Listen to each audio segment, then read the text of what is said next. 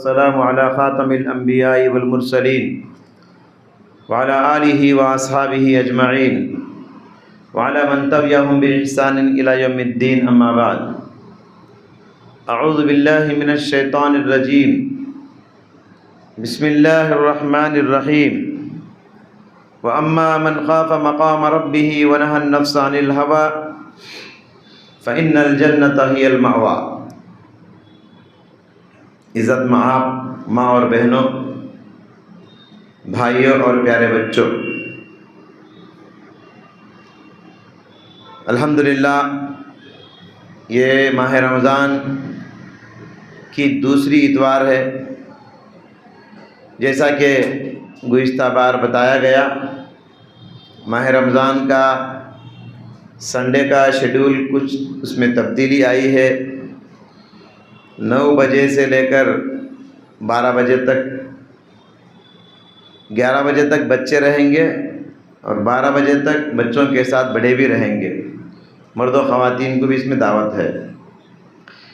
جو بھی ماں بہنیں آ رہی ہیں، بھائی آ رہے ہیں، بچے آ رہے ہیں، میں مدرسہ پیاری نسوان کے اس خصوصی پروگرام میں پرتپاک استقبال کرتا ہوں۔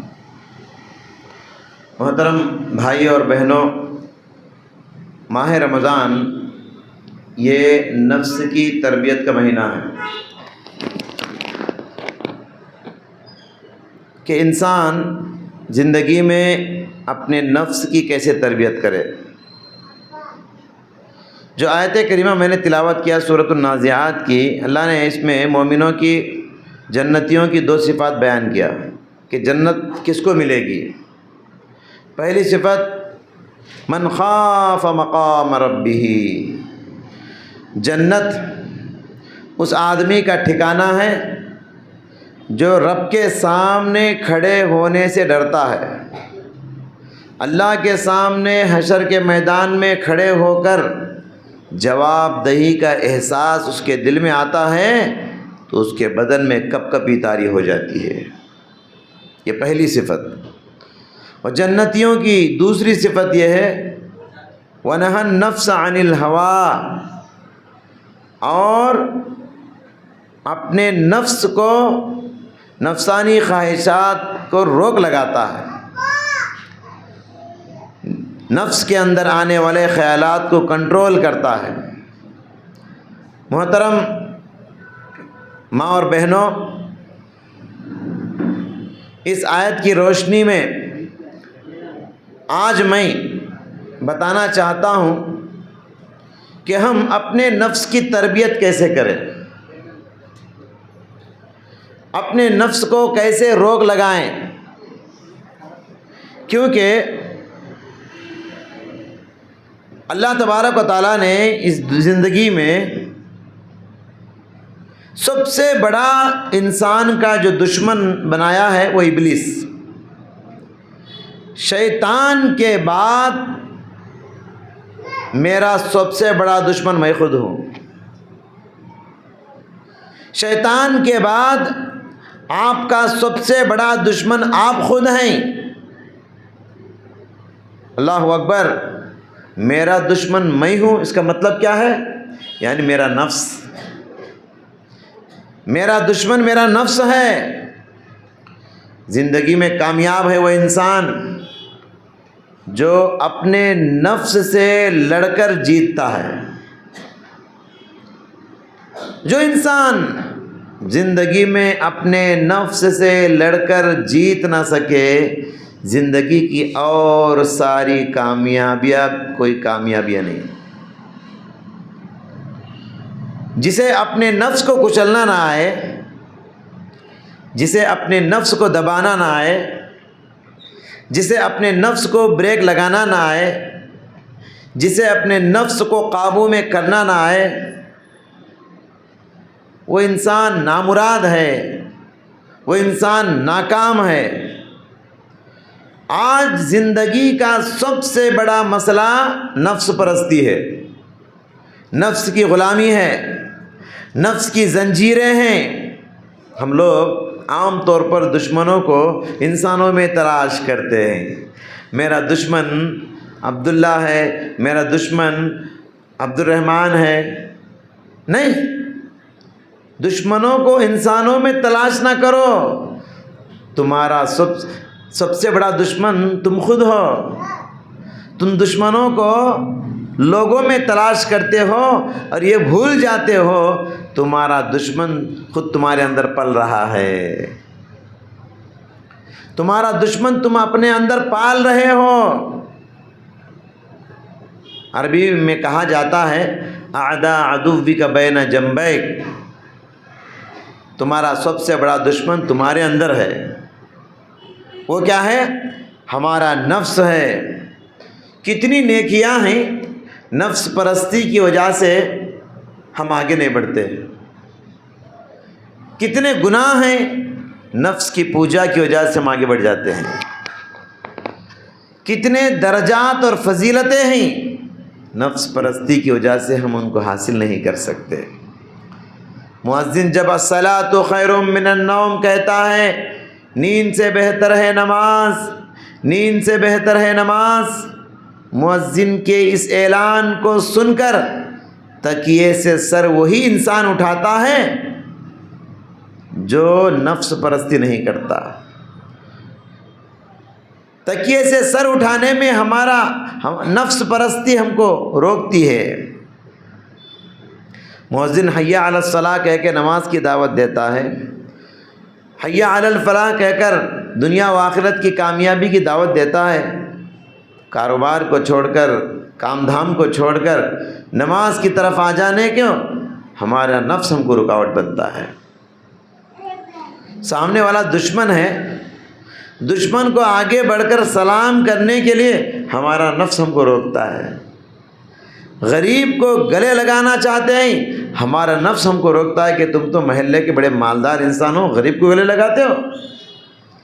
تو اس طریقے سے کتنی نیکیاں ہیں، ہماری نفس پرستی کی وجہ سے ہم نیکیوں میں آگے نہیں بڑھ پاتے۔ یہ جو نفس کی انا ہے، اسے کچلنا ضروری ہوتا ہے، نفس کی انا کو مسلنا ضروری ہوتا ہے۔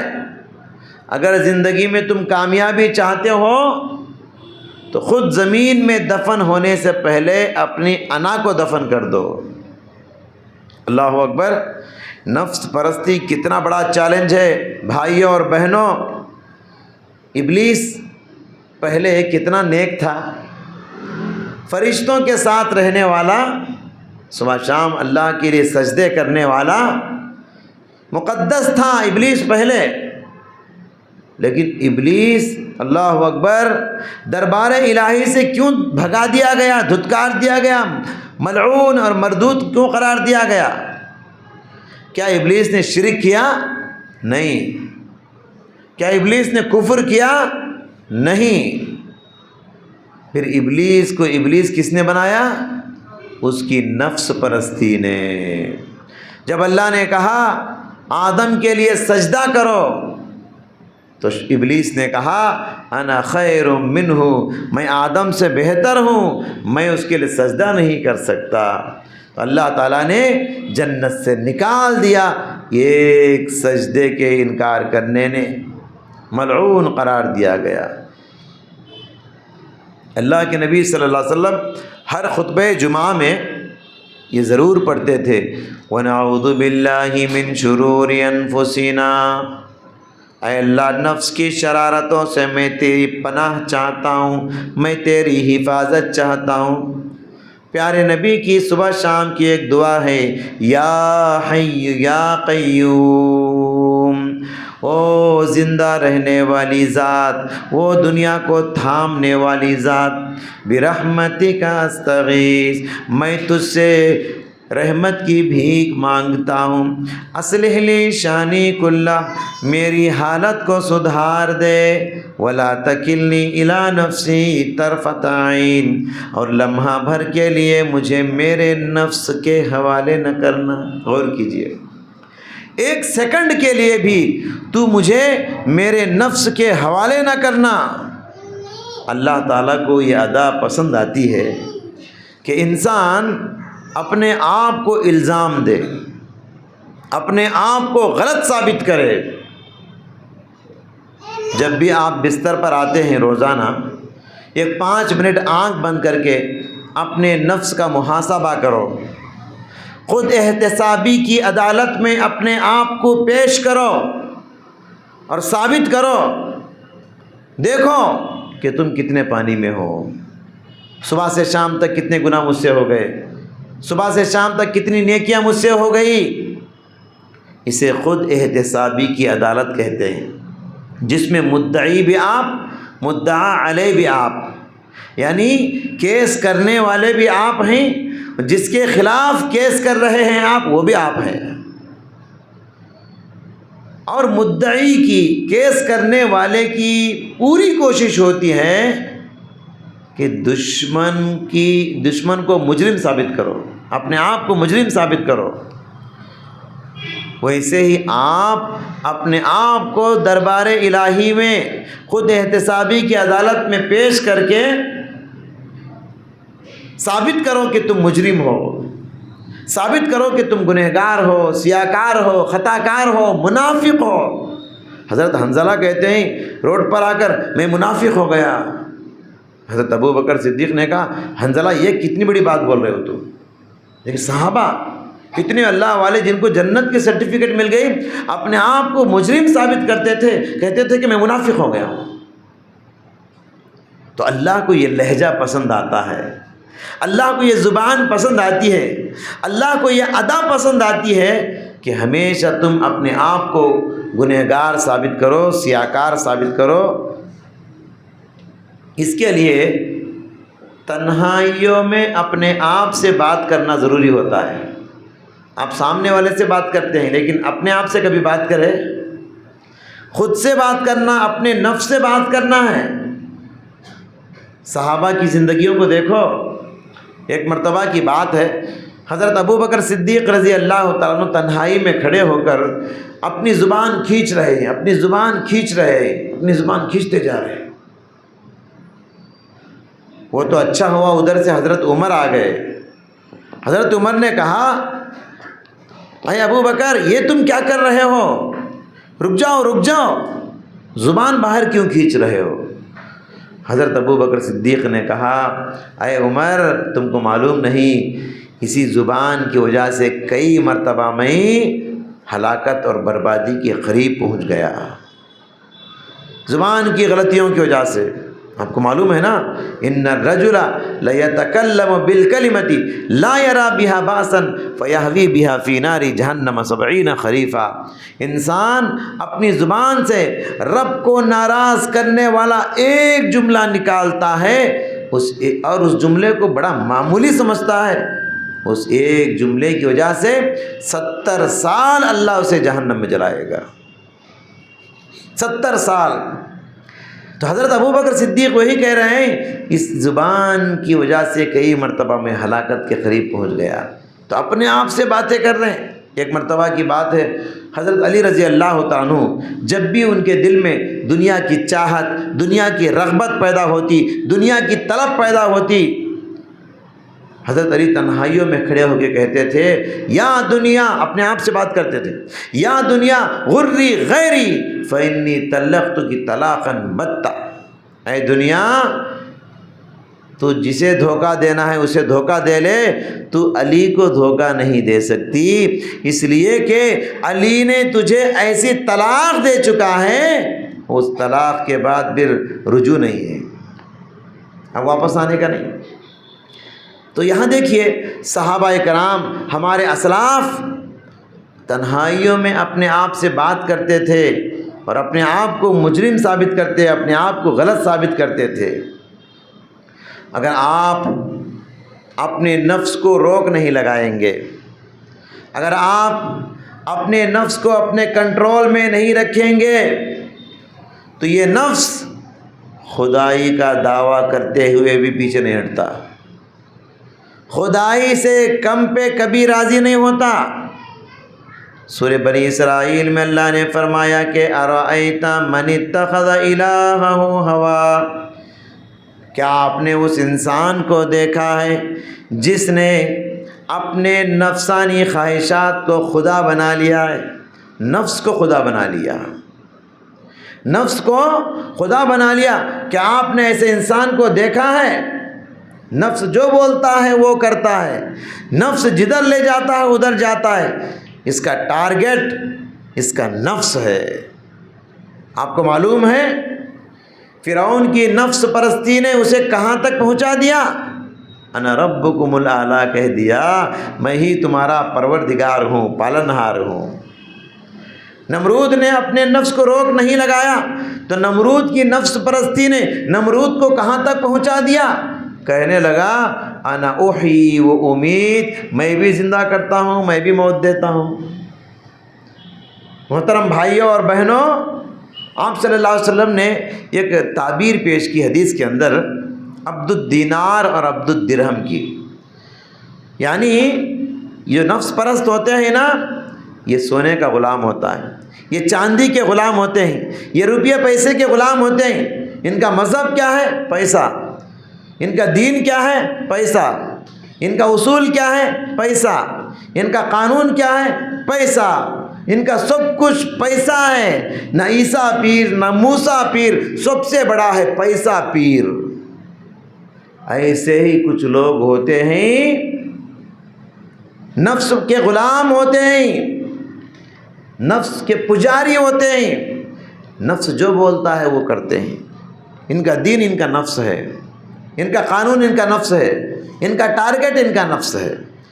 تو لہٰذا بھائیوں اور بہنوں، چلیے کتاب و سنت میں نفس کی منفی صفات کیا کیا پیش کی گئی ہے، کیونکہ کتاب و سنت میں، قرآن و حدیث میں نفس کو کچلنے اور نفس کو اپنے قابو میں رکھنے کے لیے ایک سلیبس پیش کیا گیا ہے، ایک سسٹم پیش کیا گیا ہے، ایک نظام پیش کیا گیا ہے، ایک نصاب پیش کیا گیا ہے۔ اس لیے نفس کی تربیت بہت اہم چیز ہے۔ اللہ نے قرآن میں فرمایا وَنَفْسٍ وَمَا سَوَّاهَا فَأَلْهَمَهَا فُجُورَهَا وَتَقْوَاهَا، قسم ہے نفس کی اور اس کو بنانے والے کی۔ اور اللہ تعالیٰ نے نفس میں دونوں قسم کی صفات کو ودیعت کر رکھا ہے۔ نفس میں اچھی صلاحیت بھی ہے، نفس میں خراب صلاحیت بھی ہے، یعنی نگیٹو اور پازیٹو دونوں کوالٹیز ہر انسان کے نفس کے اندر ہوتے ہیں، مثبت صفات، منفی صفات۔ اب ہم کو کرنا کیا ہے؟ ہم کو کرنا یہ ہے مثبت صفات کو پروان چڑھانا ہے، منفی صفات کو دباتے جانا ہے، نگیٹو صفات کو کچلنا ہے اور پازیٹو صفات کو پروان چڑھانا ہے۔ تو چلیے کیا کیا منفی صفات ہیں؟ سب سے پہلے منفی صفت نفس کی وہ ہے، نفس جو ہے اپنی خود کی تعریف سننا چاہتا ہے، لوگ میری تعریف کریں، لوگ مجھے ایسا ویسا کہیں۔ شریعت نے اس مزاج کو ناپسند کیا ہے۔ شریعت نفس کی تعریف، اپنے آپ کی تعریف سننے کو ناپسند کرتی ہے۔ تعریف کرنا ہے تو پیٹھ پیچھے کرو، سامنے تعریف کر رہے ہو تو خود غرض ہو تم، کیا کی مطلب ہے، اس سے فائدہ اٹھانا چاہتے ہیں اس لیے سامنے منہ کے سامنے تعریف کر رہے ہو۔ اگر سچ مچ تعریف کرنا ہے سامنے والے کی تو اس کے پیٹھ پیچھے اس کی تعریف بیان کرو، اس کی پارسائی بیان کرو۔ اسی لیے کیا کہا گیا، جو انسان منہ کے سامنے تعریف کرتا ہے اس کے منہ پہ مٹی ٹھوپ دو، مٹی اٹھا کے مارو، کیوں جی میرے منہ پہ تعریف کرتے۔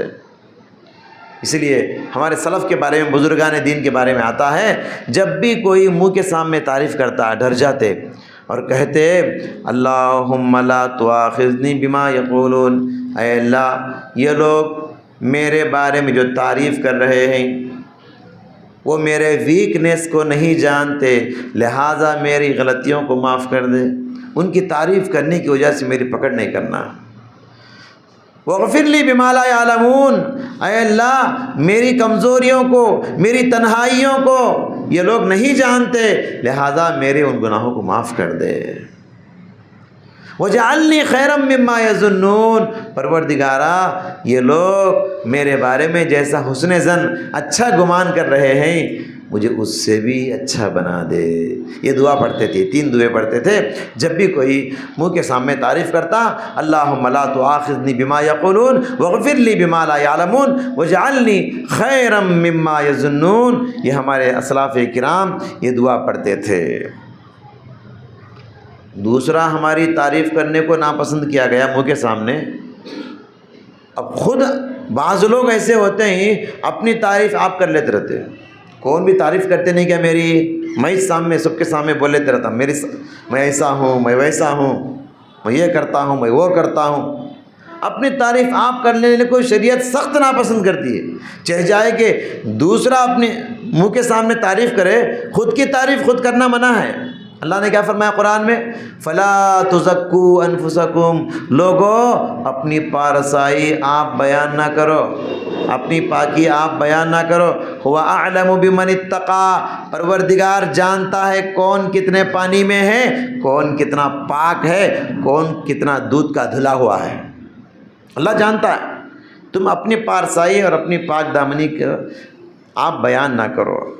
محترم بھائیوں، یہ پہلی صفت ہے، اپنی تعریف سننا یہ نفس پسند کرتا ہے، یہ اچھی صفت نہیں۔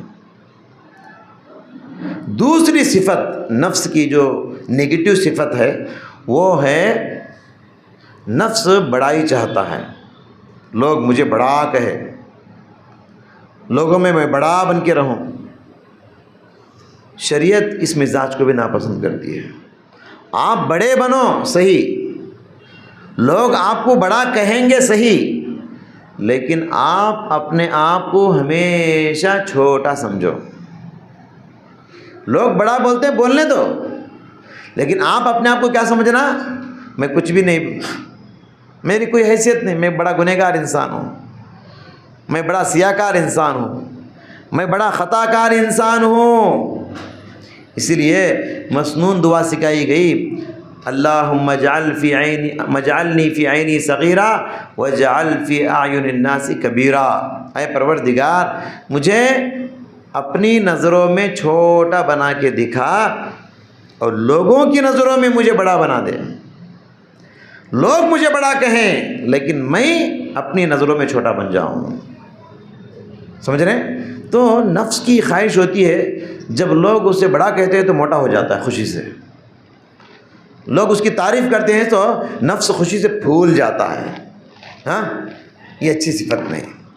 تو محترم حضرات، اسی لیے پیارے نبی صلی اللہ علیہ وسلم کی حدیث ہے، من تواضع للہ رفعہ، جو آدمی اللہ کے لیے چھوٹا بن جاتا ہے اللہ اسے بڑا بنا دیتا ہے۔ تم چھوٹے بن جاؤ، لوگ تم کو بڑا بنائیں گے۔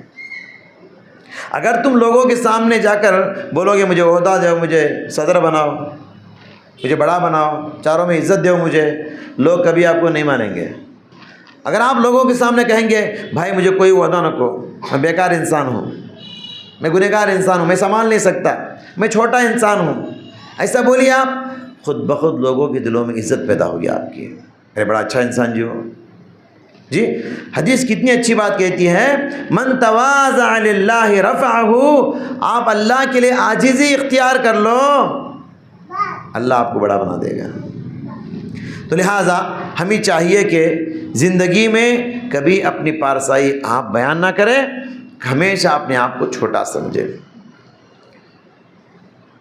اس کا ایک مطلب یہ بھی ہے کہ سامنے آپ کا کوئی رشتہ دار ہے، دشمن ہے، آپ کا مخالف ہے، آپ کو معلوم ہے میں سلام کروں گا تو وہ جواب نہیں دیتا، پھر بھی آگے بڑھ کر آپ چھوٹے بن کر سلام کر دیتے ہیں جا کے، ہو سکتا ہے سامنے والے کی نظر میں آپ چھوٹے ہو گئے، دنیا کی نظر میں آپ چھوٹے ہو گئے، لیکن اللہ رب العالمین کی نظر میں آپ بہت بلند و بالا ہو گئے، آپ کا مقام مرتبہ دو بالا ہو گیا۔ کیوں؟ آپ چھوٹے بن گئے، سامنے والے کے سامنے سلام کر دی جا کے، اگرچہ کوئی جواب بھی نہیں دے گا، معلوم ہے آپ کو، پھر بھی آپ چھوٹے بن گئے۔ یہی مطلب ہے اس حدیث کا۔ اور تیسری بات جو منفی صفات نفس کے اندر پائے جاتے ہیں، اس میں ایک ہے حرص و ہوس اور لالچ جسے کہتے ہیں۔ اور چاہیے اور چاہیے. قرآن نے اس کو صرف ایک لفظ تکاثر سے تعبیر کیا. قرآن میں ایک سورہ ہے التکاثر، اس کا معنی کیا ہے؟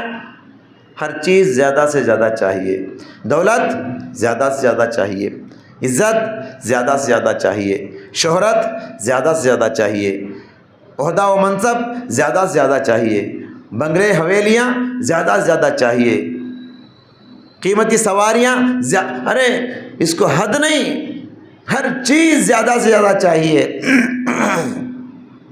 قرآن کہتا ہے حل من مزید، حل من مزید، اور چاہیے اور چاہیے. یہ اور چاہیے کی بھوک انسان کی کب مٹے گی معلوم؟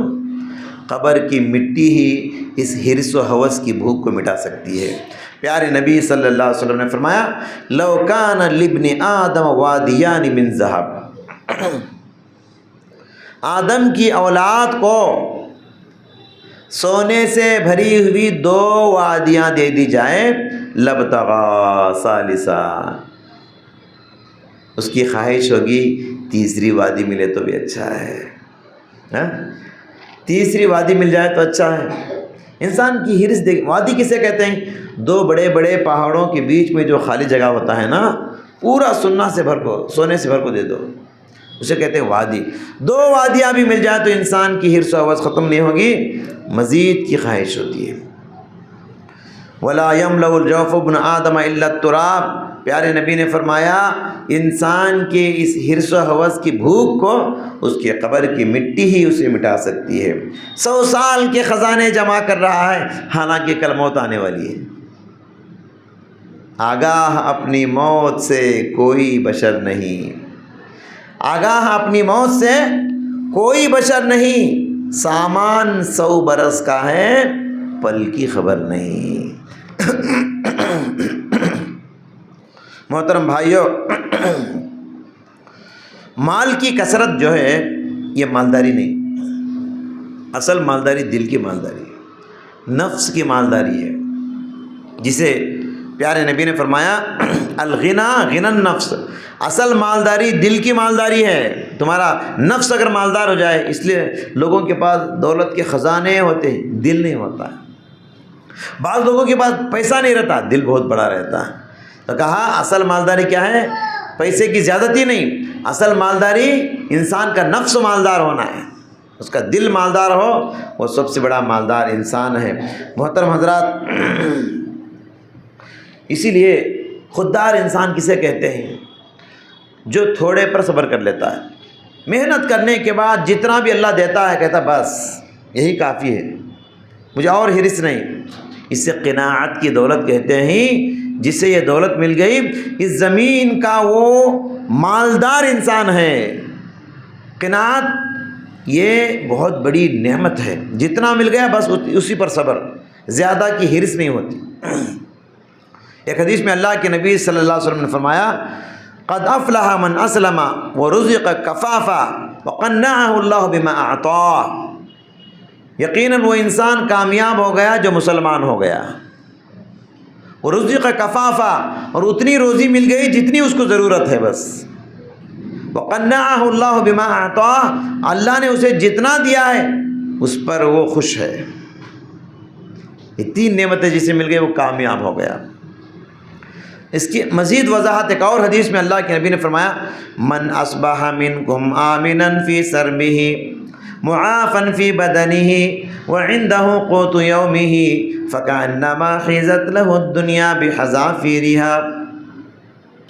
فرمایا کہ من اصبح منکم، جس کو اپنے گھر میں امن مل جائے، سکون مل جائے، معافا فی بدنہ، بدن میں صحت مل جائے، وعنده قوت یومہ، اور اس کے گھر میں صرف آج کے دن کا کھانا ہے، کل کے دن کا نہیں، آج کے دن کا کھانا ہے. یہ 3 نعمتیں جسے مل جائے، فرمایا کہ سمجھو کہ دنیا کے سارے خزانے اس کے قدموں میں آ کے گر گئے.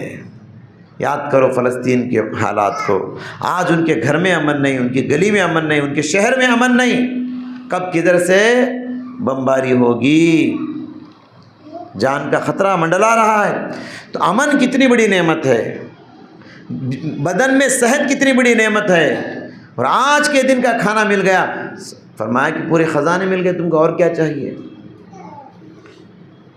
ہماری شریعت جو ہے مال کمانے سے منع نہیں کرتی، دنیا میں جتنا کروڑوں پتی بننا چاہتے ہو کروڑ پتی بنو، لیکن شریعت یہ بتانا چاہتی ہے مال کی محبت دل میں جگہ نہ دو، مال ہاتھ میں رکھو، جیب میں رکھو، مال کی محبت کو دل میں جگہ نہیں دینا، شریعت یہ کہتی ہے۔ اور چوتھی بات جو میں بتانا چاہتا ہوں، یہ نفس کے اندر ایک بری صفت ہوتی ہے غصہ۔ محترم حضرات، غصہ کسی نہیں آتا، سب کو آتا، مجھے بھی آتا ہے، آپ کو بھی آتا ہے۔ امام شافعی رحمۃ اللہ علیہ کہتے ہیں جس کو غصہ نہیں آتا وہ گدھا ہے۔ شریعت یہ کہتی ہے غصہ تو سب کو آتا ہے، غصے کا اظہار نہیں کرنا، غصے کو بتانا نہیں، غصے کو باہر نہیں نکالنا، مطلب زبان چھوڑ دیے، گالی دے دیے، تھپڑ مار دیے، غصہ آ گیا تو شریعت اس سے منع کرتی ہے۔ اور آپ کو معلوم ہے غصے کو قابو پانے والے کو سب سے بڑا پہلوان کہا گیا۔ پیارے نبی نے فرمایا لیس الشدید بالسرعہ انما الشدید الذی یملک نفسہ عند الغضب۔ بہادر وہ نہیں جو کشتی میں سامنے والے گامے پہلوان کو مار کے نیچے گرا دے۔ کہا بڑا بہادر ہے وہ انسان، گاما پہلوان سے بھی بڑا پہلوان ہے وہ انسان جو غصے کے وقت غصے کو پی لیتا ہے، دکھاتا نہیں غصہ۔ غصے کو پینے والوں کی کیا کیا فضیلت پیارے نبی صلی اللہ علیہ وسلم نے فرمایا، من کظم غیظا وهو قادر ان ينفذه دعاه الله على رؤوس الخلائق حتى يخيره من الحوريين ما شاء۔ جو آدمی غصے کو پینے کا ہنر جانتا ہے، حالانکہ غصہ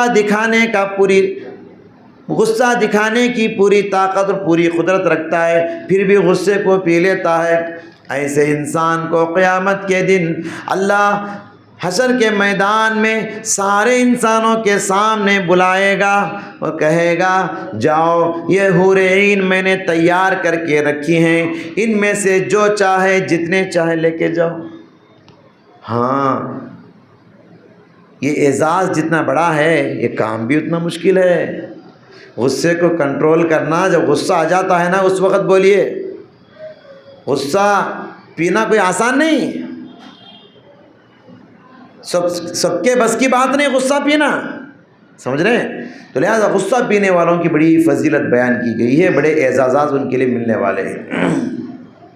محترم بھائیوں اور بہنوں، آخری صفت جو اور بھی بہت سارے صفات ہیں، میں مختصر کرتا ہوں۔ آخری صفت یہ ہے منفی صفت نفس کی، وہ یہ کہ انسان کے اندر بدلہ لینے کا جذبہ بہت ہوتا ہے۔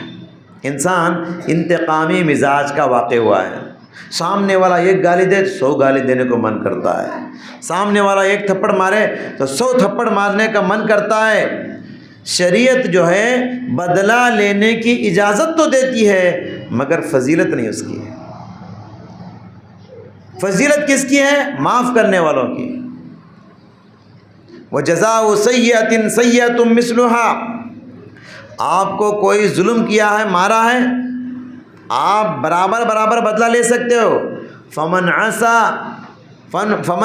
وَأَصْلَحَ فَأَجْرُهُ عَلَى اللَّهِ۔ لیکن جو انسان سامنے والے غلطی کرنے والے کو معاف کر دیتا ہے اور اپنے معاملات کو درست کر لیتا ہے، اللہ کے پاس وہ اجر و ثواب کا مستحق ہو جاتا ہے۔ تو بدلہ لینے کی اجازت ہے لیکن فضیلت کس کی ہے؟ معاف کرنے والوں کی۔ لہذا جب بھی غصہ آ جائے معاف کرنے کا ہنر سیکھیے۔ اللہ اکبر، جو لوگ معاف کرتے ہیں، پیارے نبی نے فرمایا ما عفا عبد عن مظلمۃ الا زادہ اللہ بہا عزا یوم القیامہ۔ جو ظلم کرنے والے، تکلیف دینے والے کو معاف کر دیتا ہے، اللہ تبارک و تعالی قیامت کے دن اسے عزت دے گا، عزت کا لباس پہنائے گا۔ تو یہ کچھ منفی صفات ہیں محترم بھائیوں اور ماں اور بہنوں۔ نفس کی تربیت کا ایک نصاب ہماری شریعت میں رکھا گیا ہے، نفس کی تربیت کرنا چاہیے۔ ان ساری باتوں کا خلاصہ اب تک جو میں نے بتایا اگر ایک جملے میں بولنا ہے تو یہ نفس امارہ کو نفس مطمئنہ بنانا ہے۔ آپ کو معلوم ہے نا نفس کی 3 قسمیں ہیں۔ ایک نفس امارہ جو ہمیشہ برائی کا حکم دیتا رہتا ہے، ایک ہے نفس لوامہ، جب بھی ہم غلطی کرتے ہیں ہمارا نفس ہم کو ملامت کرتا ہے، یہ کام تمہارے لائق نہیں، تم کو نہیں کرنا چاہیے تھا۔ اور نفس مطمئنہ کیا ہے؟ یہ سب سے اچھا نفس ہے، نیکی کرنے پر مطمئن ہوتا ہے، انسان کو خوشی ہوتی ہے۔ تو شریعت یہ کہتی ہے زندگی میں تمہارے لیے چیلنج ہے کہ تم نفس امارہ کو کیسے نفس مطمئنہ بناؤ گے۔ کتنا خوش نصیب ہے وہ انسان جس کو موت کے وقت ملک الموت یہ کہہ کر روح نکالے گا، یا ایتھا النفس المطمئنہ ارجعی الی ربک راضیۃ مرضیہ فادخلی فی عبادی وادخلی جنتی۔ اے نفس مطمئنہ تیرے پروردگار کی طرف آ جا، تیرا پروردگار تجھے بلا رہا ہے، راضی راضی خوشی خوشی آ جا۔ فادخلی فی عبادی، اللہ کے نیک بندوں میں شامل ہو جا، وادخلی جنتی، اللہ کی بنائی ہوئی عالی شان جنت میں داخل ہو جا۔ کتنا خوش نصیب ہے وہ انسان جس کو موت کے وقت نفس مطمئنہ کہہ کے پکارا جائے۔ یہ خوش نصیبوں کو ہی یہ درجہ اور یہ اعزاز نصیب ہو سکتا ہے، اور یہ اعزاز کسے ملے گا؟ جو زندگی میں نفس امارہ سے لڑتے کچلتے اس کو موت سے پہلے تک نفس مطمئنہ بنا دیتا ہے۔ ماشاءاللہ ایسے بہت کم لوگ ہیں، ہم میں سے ہر ایک کو یہ صفت اپنانا چاہیے۔ اسی لیے اللہ کے نبی کی ایک مسنون دعا بھی ہے اور نفس مطمئنہ کا انٹروڈکشن بھی ہے۔ یہ کیا ہے وہ؟ اللہم انی اسألک بک نفس مطمئنہ تؤمن بلقائک وتقنع بعطائک وترضى بقضائک۔ اے اللہ میں تجھ سے نفس مطمئنہ کا سوال کرتا ہوں جو نفس کے تجھ سے ملاقات کی امید رکھتی ہو اور تیری عطا کردہ نعمتوں پر صبر کرتی ہو، اور ترضیٰ بقضائک تیرے فیصلوں پہ راضی برضا ہوتی ہو۔ محترم حضرات، یہ رمضان کا مہینہ ہے۔ رمضان کا مہینہ حقیقت میں نفس کی تربیت کا مہینہ ہے کہ ہم اس مہینے میں نفسانی خواہشات کو کیسے کچلیں گے، کیسے دبائیں گے، کیسے اس کو ابھرنے نہیں دیں گے۔ اور خاص کر رمضان میں 2 منفی صفات کی بڑی تربیت ہوتی ہے، ایک ہے شہوت البطن اور ایک ہے شہوت الفرج، یعنی کھانے پینے کی چیزوں کو کیسے کنٹرول کرنا ہے، پیٹ کو خالی رکھنے کا ہنر سیکھیے۔ ایک مومن کے لیے صحت کس میں ہے؟ ایک مومن کی غذا کیا ہے معلوم؟ ایک مومن کی غذا روزہ ہے۔ ایک مومن کی غذا روزہ ہے، پیٹ خالی رہے اس کی غذا یہی ہے، مومن کی صحت اسی میں ہے۔ تو یہ سب سے بڑی تربیت رمضان دیتا ہے۔ دوسری تربیت شہوت الفرج، شرمگاہ کی تربیت ہے، شرمگاہ کی خواہشات کو کچلنا ہے۔ بہرحال ماہ رمضان یہ تربیت کا مہینہ ہے، خاص کر نفس کی تربیت کا مہینہ۔ اس حوالے سے میں نے کچھ گفتگو آپ کے سامنے کی ہے۔ دعا ہے اللہ تعالیٰ سے، اللہ تعالیٰ مجھ کہنے والے کو اور آپ سبھی سننے والوں کو اپنے نفس کی تربیت کرنے اور اس تربیت کو پورے باقی 11 مہینوں میں باقی رکھنے کی توفیق عطا فرمائے۔ اللہ ہمارے گناہوں کو معاف فرما، ہمارے خطاؤں کو درگزر فرما، ہمارے بدن میں صحت عطا فرما، ہمارے شہر میں امن عطا فرما۔ اے اللہ جتنی بھی روزی روٹی تو دیتا ہے اس پر راضی برضا ہونے کی توفیق عطا فرما۔ اے اللہ جو لوگ بیمار ہیں ان کو تندرستی عطا فرما، جو لوگ گزر چکے ہیں ان کی قبروں میں ان کی روحوں کو راحت نصیب فرما۔ اے اللہ مدرسہ پیاری نسوان میں جتنے بھی بچے روزانہ پڑھنے آتے ہیں اور جتنی بھی ماں بہنیں اس مدرسے سے خوب استفادہ کرتی ہیں، اے اللہ اس پر عمل کرنے کی ہم سب کو توفیق عطا فرما۔ آمین وآخر دعوانا الحمدللہ رب العالمین۔ تمام